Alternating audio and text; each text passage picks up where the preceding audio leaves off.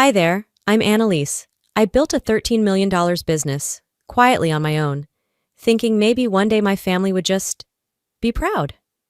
Instead, at Thanksgiving dinner, my sister exposed it to the whole room, and that was just the beginning. They didn't just want congratulations, they wanted access, control, money. Then came the fake job requests, credit card fraud, even a family meeting to guilt-trip me into funding my sister's dream business. But the worst part? They planned it all, weeks before I even walked through that door. What happens when your success becomes a target and the people aiming are your own family? The air in Coeur d'Alene always smelled like pine and frozen lake water, especially in late November.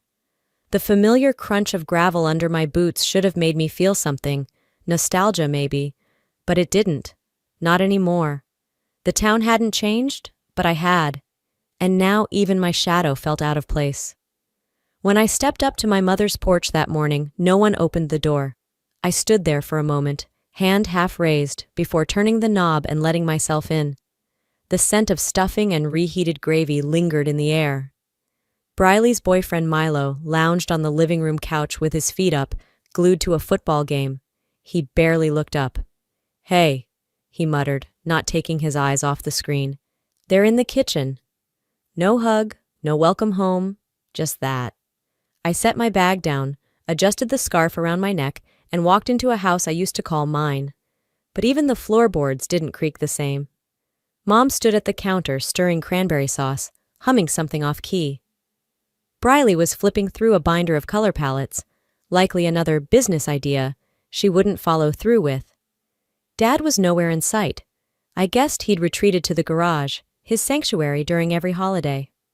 "Oh, you're here," Mom said without turning. "We didn't expect you till later."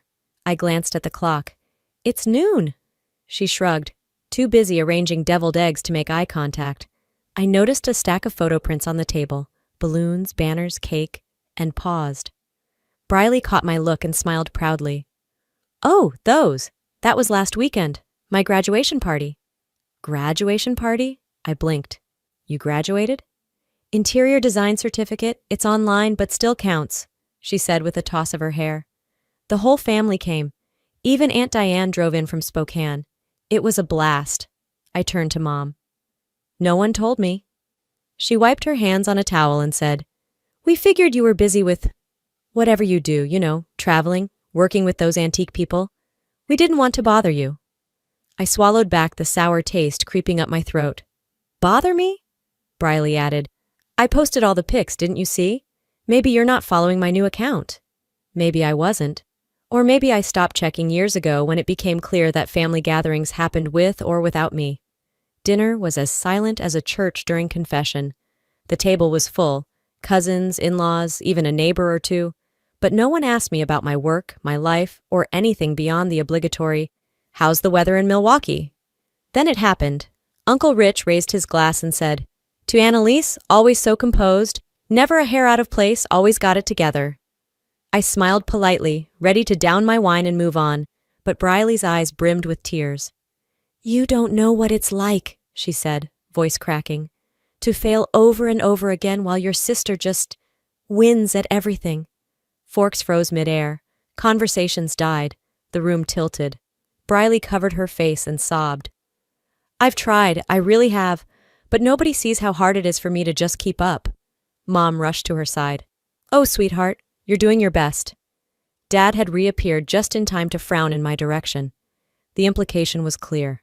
I had caused this. My success was an attack. My composure, a weapon. Later I slipped away upstairs, desperate for a few minutes of silence. My old room still smelled faintly of peppermint and dust. The walls were bare now, stripped of the posters and awards that once lined them. I sat on the edge of the bed and pulled out my laptop to check a few emails. It was automatic, mechanical, something to remind me who I really was outside this house. A notification popped up from Instagram.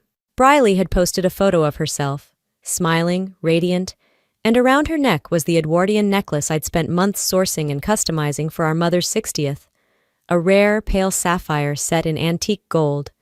The caption read, "Mom said I've always deserved the beautiful things in life." I stared at the screen, the blood draining from my face. That necklace had been wrapped in tissue paper, tied with a note that said, "For everything you sacrificed, Mom." She'd barely glanced at it the day I gave it to her. Now it sparkled on Briley's throat like it had always belonged there. Downstairs I heard them laughing. Someone turned up the music.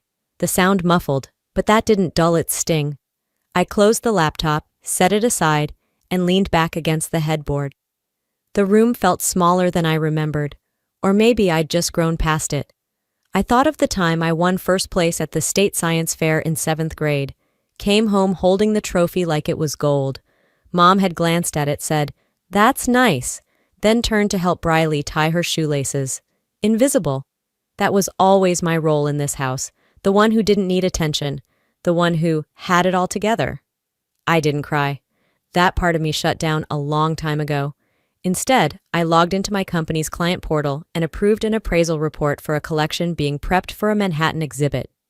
My name, Annalise Hayes, flashed in the digital signature. It grounded me. A second notification came in, an email. The sender, Briley. Subject, "Can you take a quick look at my resume? I need it for this job I'm applying to." Right beneath it, another. From Dad. Subject, "We need to talk. About family." I didn't answer either email. Just shut the laptop, left it on the nightstand, and lay back on the bed. The house was still, except for the TV downstairs humming with some holiday rerun. Laughter floated up through the floorboards. My door was closed, but I could still feel the house pressing in. Hours passed, like water slipping down glass. I must have dozed off in my jeans because I woke to my phone buzzing just after midnight. Dad. I stared at the screen, debating. But habit wins over reason sometimes, and a small part of me still wanted to hear something kind, so I picked up. "You're awake," he said. "Barely." "No. How are you? No happy Thanksgiving." He got to the point. "Your sister's struggling. You know that, don't you?" I stayed quiet. "She's trying. Not everyone's wired like you. You've got a head for numbers. Some people don't get handed that." "Handed?" He kept going. "Just don't let your success turn you cold. That's not what family's about. You're not better than us because your life looks nice on paper." My jaw clenched. "I never said I was." "You didn't have to." Then came the dagger. "You've changed, Annalise." Click. I lay there afterward, heart pounding louder than the wind tapping the window. Not angry, just scraped raw, like someone rubbed sandpaper over the softest parts of me, then blamed me for bleeding. I didn't sleep much after that. By morning, I was already up, brushing my teeth with a dusty travel kit. I tossed my hair in a bun, skipped makeup, and opened the laptop again, more reflex than intention. Briley's email was still there. Subject, "Resume help message. Hey, can you take a look before I send it to this studio in Spokane? Thanks." 3. Attachment. Briley final maybe it .docs. I clicked. It was a mess. Typos. Half-finished bullet points. One line read, "Did interior design stuff with mood boards." Another said, "Event planning? Not sure. Ask Mom." Then I saw it. She claimed she worked at Sugar Pines Bakery. That was my old job at 13. Even used my boss's name. It wasn't a real request. It was bait. A guilt trap. I didn't respond. Just saved the file in a folder labeled "Emotional Leverage Archived" and closed the laptop again. Downstairs I poured lukewarm tea. Mom and Briley had gone to get pies. Store-bought, apparently. From the den, I overheard Aunt Diane on the phone. "Well, Wanda says Annalise is too into her career to find a decent man. You know how these women get. Independent, controlling. I mean, she's pushing 35. Laughter followed. I stood still, mug in hand. Mom walked in, holding a grocery receipt. She noticed my face but didn't flinch. "I told her you wouldn't mind," she said casually. "Just wanted them to understand your lifestyle. Not everyone gets your choices." "My choices?" She shrugged. "You know, work first. It's your path, but people talk." I set the mug down, untouched. No fire in me. Just that weight again. Not shame, just clarity. They weren't embarrassed by me. They were embarrassed for me. Back in my room, I sat on the floor, surrounded by the past. Old trophies, crayon cards Briley made when we were kids. This house had always chosen her, quietly but clearly. So, why did I come back? I told myself it was Thanksgiving. that I owed them. But deep down, I'd hoped, foolishly, that maybe this year would be different, that I wouldn't feel like an outsider in my own family. I checked the Spokane bus schedule. There was a 4:45 p.m. departure the next day. I hovered over the ticket button, but I didn't click. Not because I had hope, but because I was done running. I needed to see this through. Not for closure, just for truth. I wanted to see who they really were when I stopped making it easy to ignore me. Later that evening, while scrolling notifications, I got a ping from Venmo. Caitlin, $150, asterisk. Just a lil help, queen. You got it. Asterisk, I blinked. Then a message popped up. Your mom said you'd help. I stared at Caitlin's Venmo request for 5 full minutes, hoping it might disappear. It didn't. $150. Just a lil help, queen. You got it. Like we were close. Like she hadn't ghosted every birthday message for the past 5 years. And now she wanted money. For what exactly? I didn't respond. Didn't decline either. Just left it there like a splinter I wasn't ready to dig out. Morning crawled in behind the blinds, cold and gray. That Idaho kind of morning where caffeine feels medicinal. I could hear dishes downstairs, someone humming, probably mom. I grabbed my phone, 4 new emails, none of them work. The first was from a cousin in Montana I hadn't seen since Briley's 6th grade recital. Hey cuz, starting a candle brand. Long story LOL. Aunt Wanda said you might want to invest? Even like $2K? The next was from my uncle's stepson, the same guy who once called me emotionally constipated at a barbecue. Yo, you're the rich one, right? Need like $300 to finish building my gaming setup. Help a brother out? My hands didn't shake from rage, just disbelief. No one was even pretending anymore. At some point, someone had drawn a $sign on my forehead, and I hadn't seen it happen. I splashed cold water on my face in the bathroom. The mirror reflected tired eyes. But what hit me harder was the restraint staring back. Years of swallowing it all down. In the hallway, I passed Briley. Leggings, oversized college hoodie she never earned. Her phone screen lit up, and I caught a glimpse. A photo of my office. She'd visited 2 summers ago. I'd regretted it since. By the time I checked Instagram, the post was already live. At @Bri_babe. Some people are just born into things, huh? #blessed #aesthetic goals. There it was. My desk, my cataloged antique brooches, my bookshelf. She knew the angle, the light. And the comments? Worse. Must be nice having a rich sister. She's probably never struggled. Where do I apply to be adopted? I didn't cry. I didn't shout. I just walked, quietly, into the living room where she was scrolling next to the dog, giggling. Why are you posting pictures of my office? She blinked. What? You know what? The photo, the caption, the comments. Why? She shrugged. It's just a post. Chill. People like aspirational stuff. You always liked attention. There's a difference between being seen and being used. Before she could answer, Mom stepped in from the kitchen, drying her hands. Oh, Anne, maybe it's her way of showing love. This is how people connect now. Everything's shared. I looked at her. Not everything.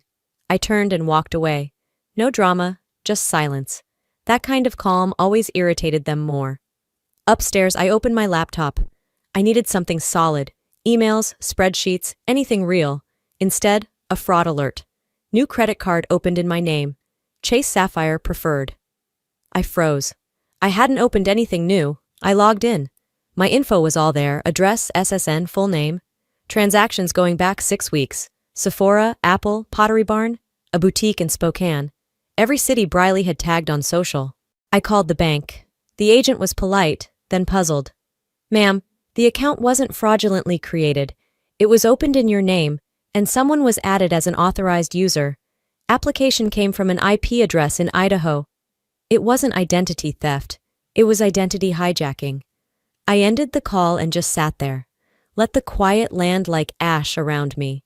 This wasn't sibling rivalry. It wasn't petty family drama. It was crossing a line. They'd stepped into my life with muddy shoes and expected gratitude for the footprints. And still, I hadn't left. Then came the voicemail. Grandma Dolores. Her voice soft and crackly. Annalise, Your mother's been calling me every day. She says, we need to talk. I didn't call Grandma back right away. I needed a minute to breathe, to process, to steady the noise building in my head. The house was still, save for the clatter of Briley reheating leftovers downstairs. I could smell turkey and burnt marshmallows, but nothing felt warm. Mid-morning rolled in gray and quiet, draping Coeur d'Alene in a kind of soft gloom. The sky held its breath. I opened the window slightly, letting in the bite of cold air, just enough to remind myself I was still real. A knock came at the door, gentle, almost apologetic. It creaked open before I answered. Dolores. She stepped inside, holding a ceramic container with both hands. Soup, the kind she always brought when something unspoken was festering.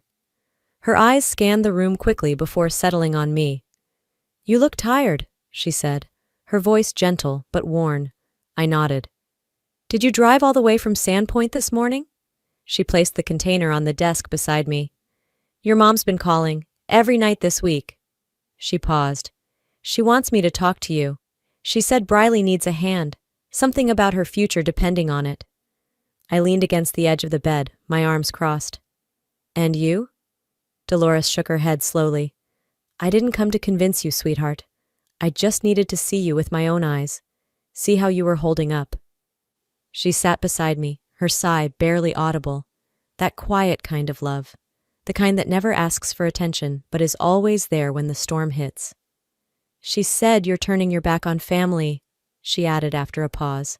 But I told her, Annalise doesn't walk away without a reason. I didn't speak. I didn't need to. Later that morning, around what would have been brunch if this house believed in shared meals, Mom found me in the sunroom. She was holding a navy blue folder, her lips pursed in what she probably thought was a neutral expression. Can I sit? She asked. I didn't answer. She sat anyway. I know things have been tense, but I think you'll appreciate this. It's not a handout, Annalise. It's an opportunity. She handed me the folder, flipping it open for me like a hostess presenting dessert menus. Inside were a few sheets printed on pastel pink paper. The title in loopy cursive, Briley Rose Interiors, A Vision for Elevated Living. There were mood boards of boho-themed studio apartments and blurry Pinterest quotes like, Your space reflects your soul. No cost structure, no vendor list, just dreams and fonts. She has talent, Mom said, voice tightening. She just needs someone to believe in her. And really, what's $10,000 to you? I closed the folder gently and set it back on the table between us. I'm not investing in this. Her brows shot up. But you haven't even read it. I did. And I'm not saying no because I doubt Briley. I'm saying no because I know what this really is. She narrowed her eyes. What's that supposed to mean? It means you never believed in me. Not when I begged for piano lessons. Not when I got into Northwestern. Not even when my company hit its first million. My voice didn't rise. It dropped lower, quieter, until it stung sharper. You don't see me. You only see what I can provide. Wanda stood up quickly, the chair scraping behind her. That's unfair, Annalise. You're making me out to be some kind of villain. I've done everything I could for both of you. Cruel, I said, is expecting someone to carry everyone else and still be invisible. She left without another word. Dolores stayed behind. We ended up in her guest room, where she kept her jewelry, an antique walnut chest filled with velvet-lined drawers. She opened the second one carefully, fingertips trembling as she reached for a small compartment in the back. It was empty. Something's not right, she murmured. The swan brooch, the one you gave me after your first auction deal. It's gone. She turned to me, eyes heavy. I didn't misplace it. That piece was special. I scanned the rest of the drawer. In its place was a cheap knockoff, a plastic setting where gold should have been, glass instead of stone. I didn't say a word. I didn't need to. That evening, I found Briley in the driveway, putting boxes into her car. I approached without pretense. Where's Grandma's brooch? She blinked, caught off guard. What? The heirloom, the one I gave her, the one she just discovered was missing. She hesitated. It's not a big deal. I needed a deposit for the new place. It's just a trinket. My stomach turned. That wasn't yours to take. You wouldn't even notice if she hadn't said anything. That's not the point. She rolled her eyes. God, you act like you're the only one who's ever struggled. No, I said. I act like the only one who's ever had to clean up after everyone else. I turned and walked away. Back in my room, I opened my laptop and began drafting an email to Raymond, my attorney. Subject: I may need formal boundaries. I didn't send it, not yet. That night, as I was closing tabs and preparing to finally rest, a new message popped into my inbox. The sender: harper.accountingadvisor@gmail.com. Subject line: Tax-wise, you may benefit from investing in family. The body was short and full of strategic wording. Assets can become liabilities if not used for generational support. Consider reallocating some liquid holdings into your sister's venture to build equity and emotional legacy. The signature read, Harper James, Certified Wealth Consultant. But I recognized the writing style. It was my mother's voice, word for word. I sat still for a long time, staring at the email, not blinking, not breathing. Then I did something I hadn't done in years. I checked the metadata. A habit from early days in appraisal work, before my team grew big enough to delegate the technical stuff. Old instincts kicked in fast. I downloaded the message, opened the source file, scanned the headers. The email was sent from an IP tied to Spectrum Cable Services, registered right here in Coeur d'Alene. The Harper James consultant wasn't in New York, or anywhere near Wall Street. They were in this house, probably just a few rooms away, watching Netflix and eating pie. I pinched the bridge of my nose and let the weight settle in. This wasn't a misunderstanding. This was strategy. And Mom was behind it. An hour passed. Maybe more. The house was silent except for the hum of the refrigerator and Briley's occasional laugh upstairs as she scrolled her phone. I went back to my inbox, still hoping that maybe, just maybe, that message was the worst of it. It wasn't. A notification popped up from my credit monitoring service. New account activity detected. My stomach clenched. I clicked. A student loan. Opened 3 weeks ago, co-signed by me. I blinked, checked again. The co-signer name was correct. Social security number matched mine. Annalise Hayes. The borrower? Briley Wanda Hayes? No one asked me. No one told me. They just used me.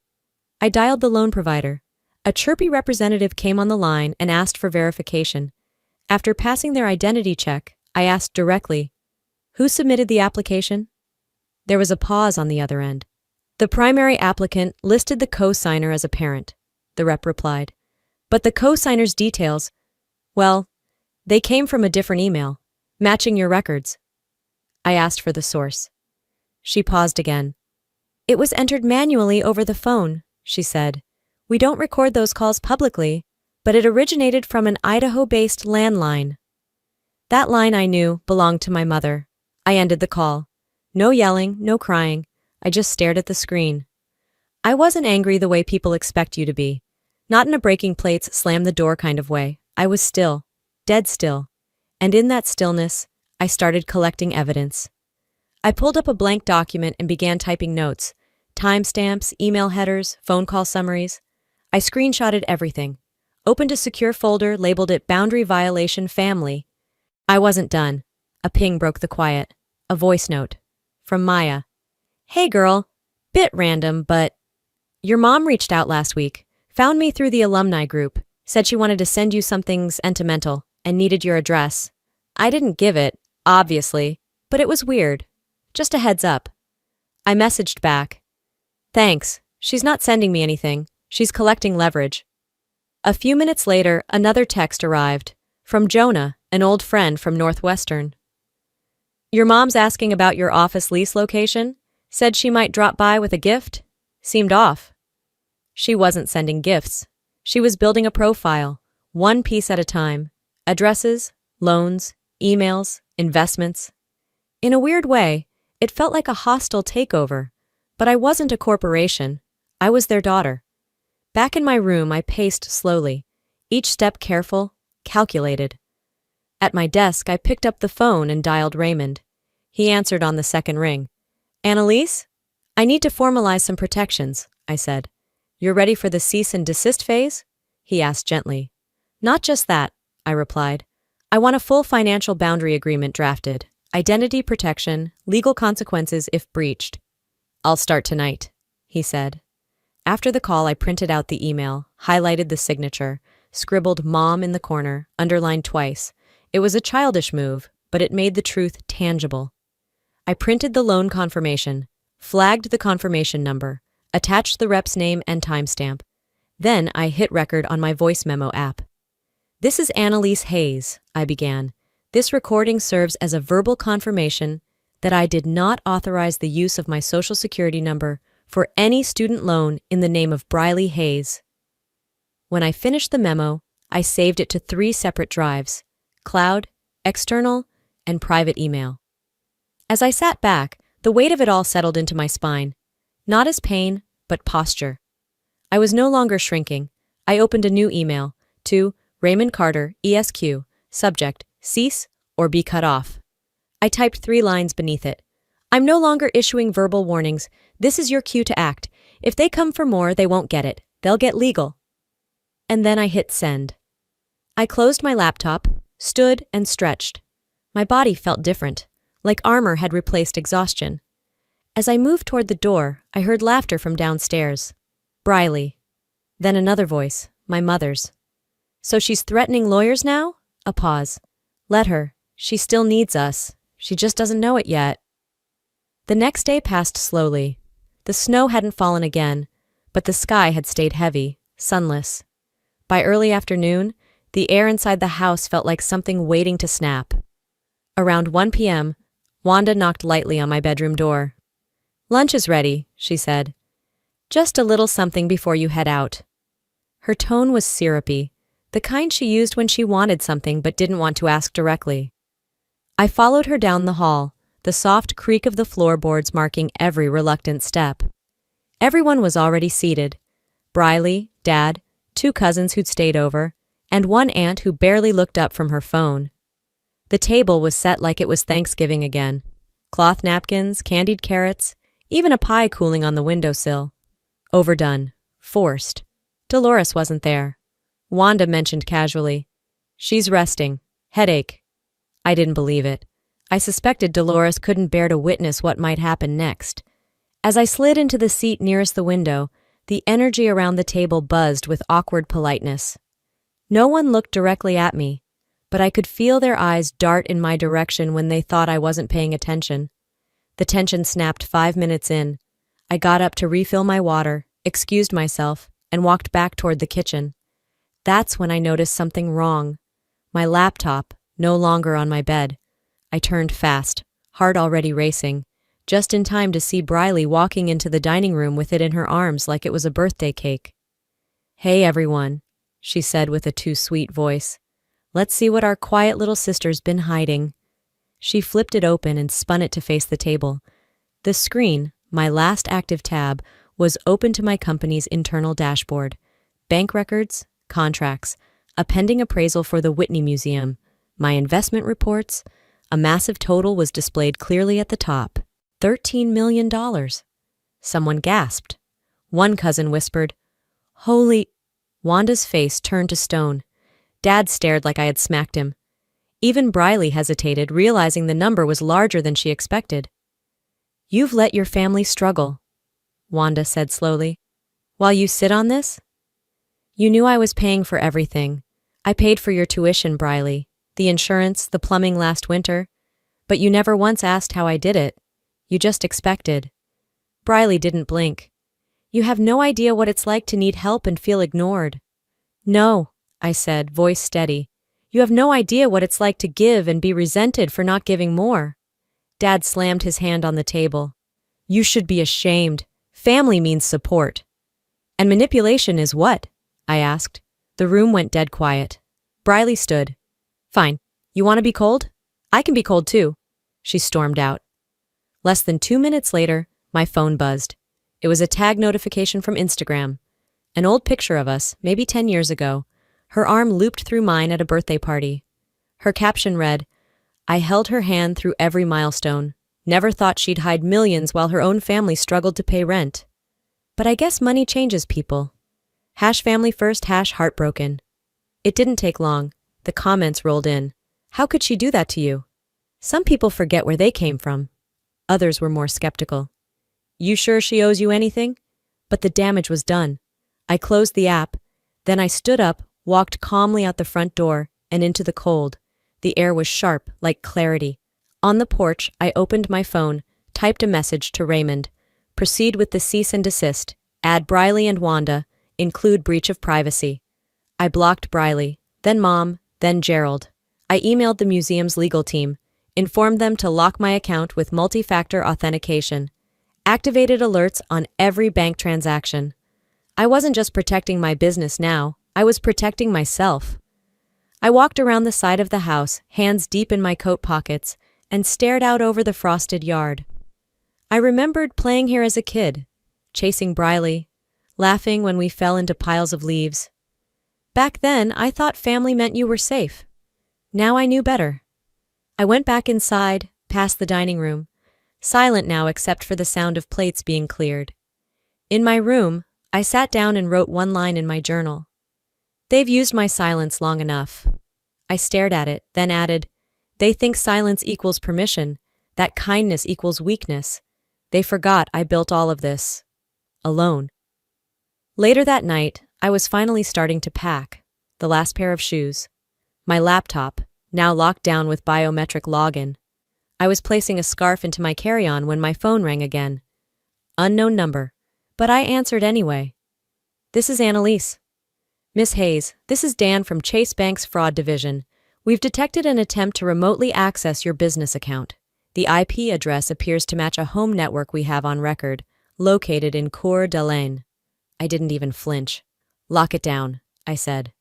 By dawn, I was on the road. The car was quiet, humming softly against the wind. Snow had melted overnight, leaving damp patches across the pavement like the residue of old mistakes. I had left the house without saying goodbye. My flight from Spokane to Milwaukee was uneventful, just long enough for me to rehearse every conversation I wasn't going to have. By the time I landed, my voicemail box was full. Texts stacked like accusations, some from numbers I didn't recognize. When I reached my office, I didn't unpack. I didn't even turn on the lights. I just sat at my desk, opened my laptop, and began checking my accounts. The first message came in almost immediately. Hey, Annalise, not sure if you saw this yet, but your mom reached out to a few of us, said she's worried you're having some kind of breakdown, told us to check in. Hope you're okay. It was from Lauren, a friend I hadn't spoken to since grad school. 2 more messages followed. One even had screenshots. There it was. Wanda, messaging a journalist I once interned with at the Chicago Tribune, trying to spin a private family concern into something public. I shut the laptop. My phone buzzed again. A text from Wanda. Please, just one call. We can talk like adults. I should have deleted it. Instead, I called. The screen blinked, then connected. At first it was quiet. Then the voices began. Annalise, sweetheart, we're all here, Wanda said. We just want to understand what's going on. All? Hi, Anne, Aunt Diane chimed in. This isn't like you. Your mother's been sick with worry, Uncle Rich added. You don't just walk away from your family. That's not how you were raised. My old high school coach, of all people, spoke next. We were proud of you. What happened? It was a trap, an emotional ambush disguised as concern. I didn't walk away, I said. I backed out of a fire I didn't set. Someone scoffed. Gerald's voice. You think we're the fire? Look in the mirror, Annalise. I hung up. No goodbyes this time either. I left the office for a breath of air, settled into a booth at the cafe on 6th and Maple. The same one I'd celebrated my first consulting contract at. That felt like someone else's life now. I scrolled through my social feed. Bad idea. Briley had gone live. Again. She sat in her bedroom, the one with the lilac curtains and fairy lights. Tears ran down her cheeks in perfect cinematic streaks. A candle flickered behind her. A Taylor Swift song played softly in the background. I've tried so hard to be strong, but my sister, the one who has everything, she treats me like a burden, like I'm not even her blood. The comments poured in. You don't deserve that, girl. She sounds toxic. Cut her off. You don't need that kind of energy. Hashtags scrolled beneath the video. #family trauma, #big sister betrayal, #left behind 22,000 viewers. In less than an hour. I lowered my phone, Celeste, my assistant, sent me a message. Want me to draft a response? Something neutral but firm? No, I typed. We don't play their game, we just shut them out completely. Back at the office, I scheduled a system-wide audit, changed all passwords, enabled biometric locks for every confidential file.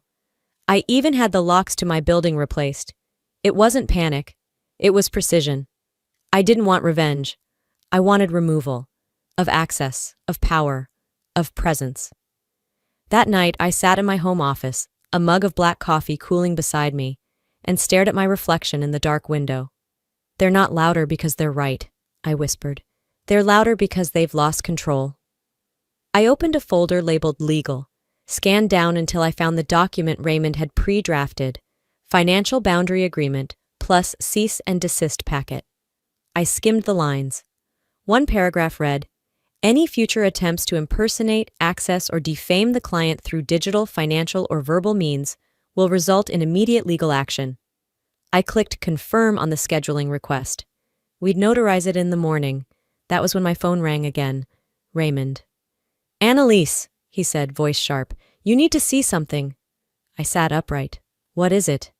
The pawn shop receipt from Briley? It wasn't just for your grandmother's brooch. What else?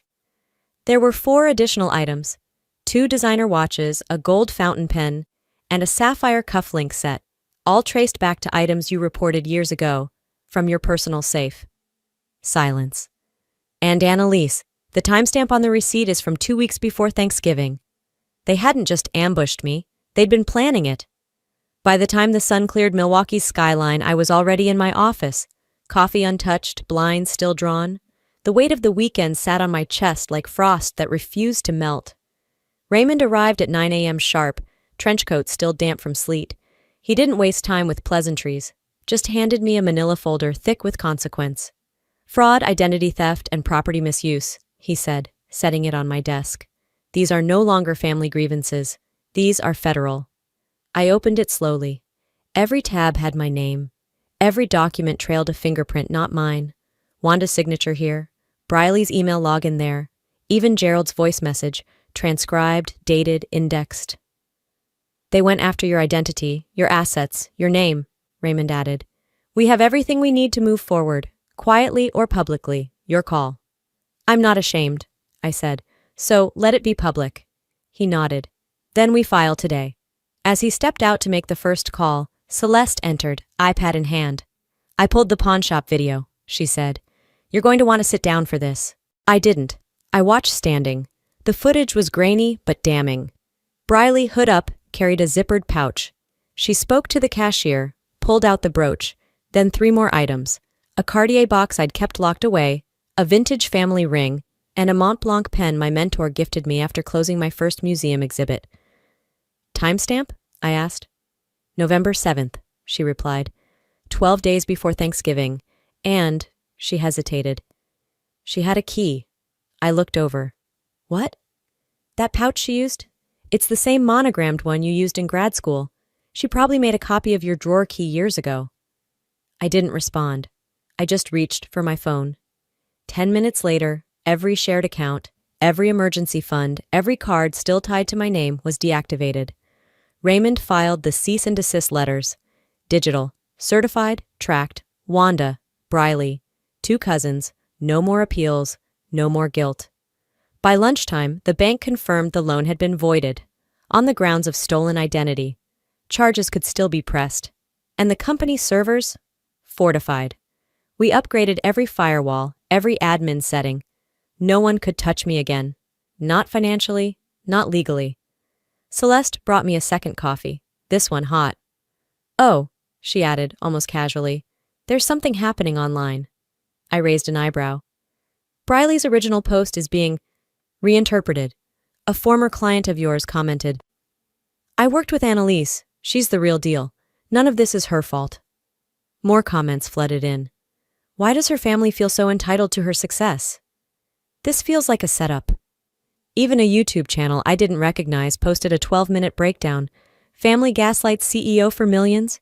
It had 20,000 views by mid-afternoon. I didn't smile, but something inside me finally exhaled. Back in my office, I stared at the skyline.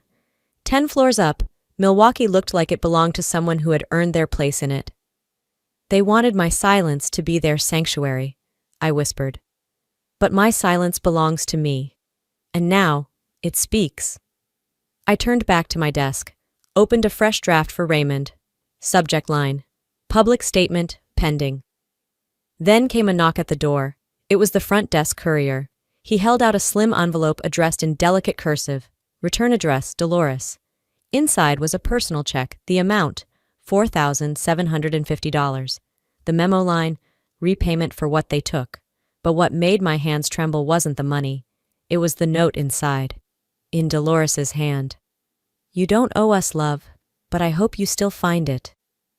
I read it twice, then placed it gently in the top drawer of my desk, beside a photo of me at age 11, holding up a science fair trophy no one had clapped for. This was what closure looked like.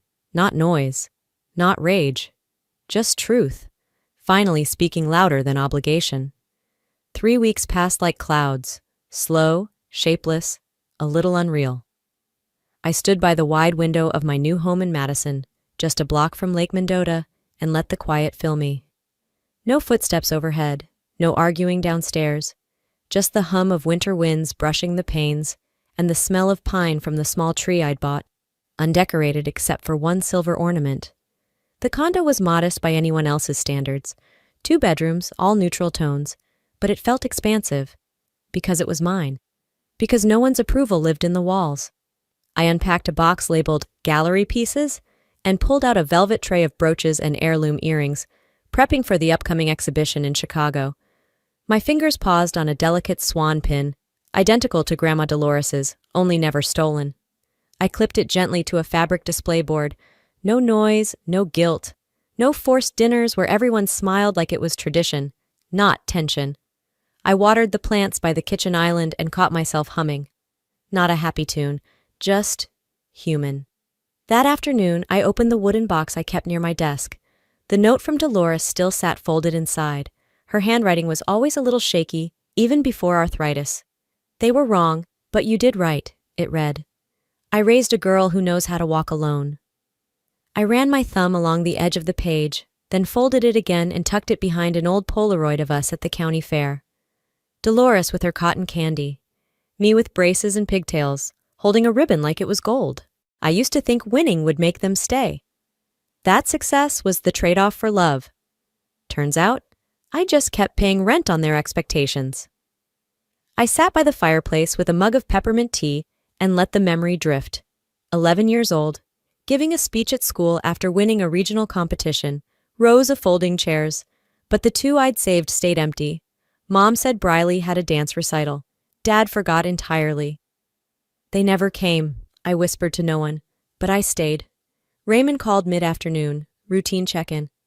All's quiet, he said. No countersuits, no new loans attempted. You've got full financial autonomy now. Locked down, safe. Thank you, I replied. But peace isn't just paper. No, it's when they stop renting space in my head. He chuckled lightly. Then you're almost there. After we hung up, I walked to the back patio and stepped into the light December air. There was snow on the ground, but it wasn't cruel snow. It was soft, clean, forgiving. Later that day, I wandered into the Chazen Museum alone. There was a new exhibit on antique personal jewelry, intimate artifacts of women's lives from the last century. In a glass case near the entrance, a swan-shaped brooch caught my eye. A little girl beside me pointed. That's pretty.